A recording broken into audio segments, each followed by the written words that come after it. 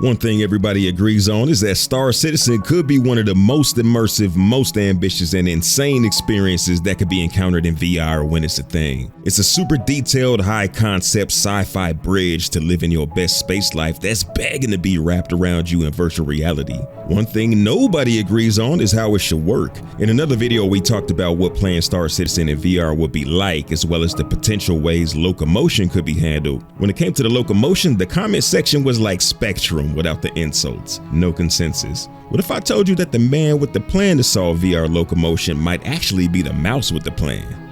Let's talk about it.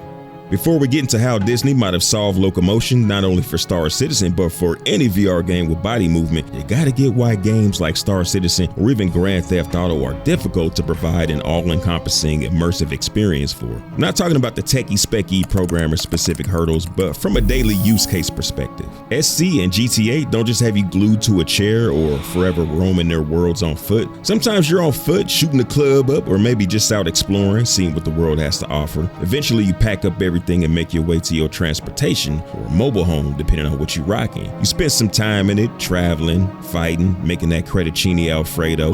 Then you land somewhere, hop in the whip, drive somewhere, and stretch your legs again. It's a big mixture of running, driving, flying, and even jetpacking. So if you want total immersion between all those means of traversal, you need an option that can accommodate your character's locomotion with IRL locomotion options that can mimic the movement to at least some degree. In my previous vid, the comment sections were completely divided on how they want to play. Some were fine sitting at their desk using the same controls we use now. Others were into classic teleportation locomotion where you point to where you want your character to walk and then they transition over to it, which is something that could work sitting or standing. The most ambitious wanted to be on their feet when their characters are in FPS and in their seat when flying. That would require a lot of open space around your PC and ridiculously long cables for you to kneel, jump, and walk around, unless you have what Disney has on deck. Imagineering is Disney's R&D arm that designs and constructs the theme parks and attractions. Lanny Smoot, who holds over 100 patents for his inventions, has been a Disney Imagineer for 25 years and will be the first Disney employee since Walt Disney to be inducted into the National Inventors Hall of Fame. The newest feather in his cap is a Holotile. Disney describes it as the world's first multi-person, omnidirectional, modular, expandable treadmill floor. Sounds like a Willy Wonka description. Multi-person? Yes, sir. More than one person can use it at a time independently. Omnidirectional? It goes in all directions, man. Modular and expandable?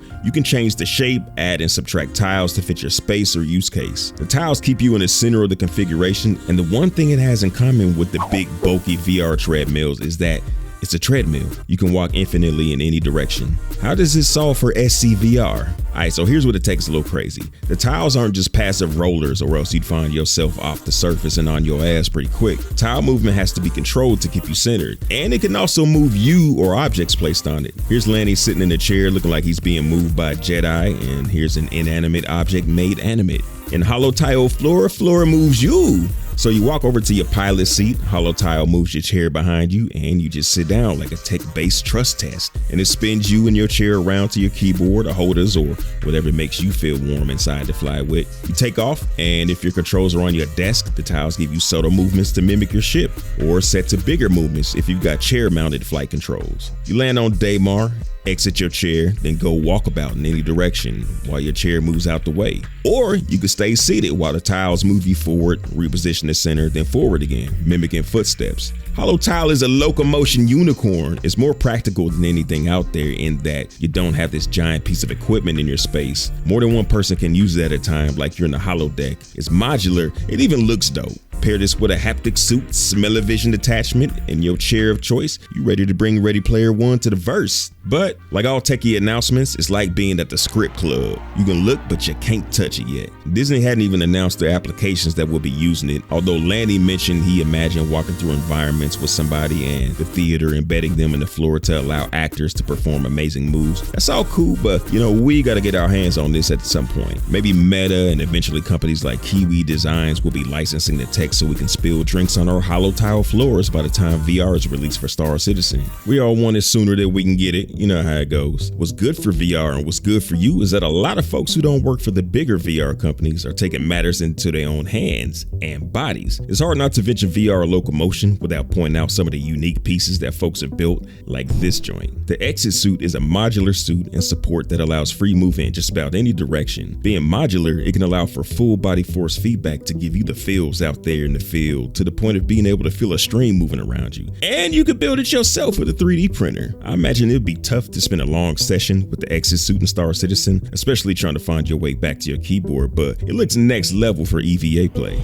OWO Skin suit is on some different-ish. You get a tight-fitting shirt filled with sensors that allow you to feel anything from crawling insects to getting stabbed or shot, plus the exit wound and bleeding out. For $400, you too can get PTSD without 10 weeks of drill sergeants asking if you're tracking. You can set the intensity you're comfortable with from 1 to 10, with 10 having caused one user to shout in pain as they got shot in the shoulder, so good luck hanging out in Ghost Hollow with that. On the less crazy side of things, not exactly locomotion oriented, but the Bifrost Pulse are haptic gloves that let you get all touchy-feely at a fraction of the price of other manufacturers. You can spend as much as 5 digits on VR haptic gloves, but Bifrost gloves ran through their Indiegogo campaign to deliver gloves for $200 to $300. Precision finger tracking, individual finger haptic feedback, and force feedback that lets you hold virtual objects by restricting movement around the object make this one of the dopest VR accessories to fit on your desk. Now you can grab those double dogs and shove them in your face like a man, or whoa man. What most of us would love to have, but only a few of the whales will be able to touch, is something like this. Good old VR cockpit simulator that flings you around like a wonkavator. Not that I've had the pleasure, but there's not likely anything out there that can beat one of these for pure spaceflight. The only machine that'll let you get in a barrel roll when you hard flying in the verse. Good luck mounting a mouse and keyboard in there to do anything else but fly, but if you can afford one of these, it's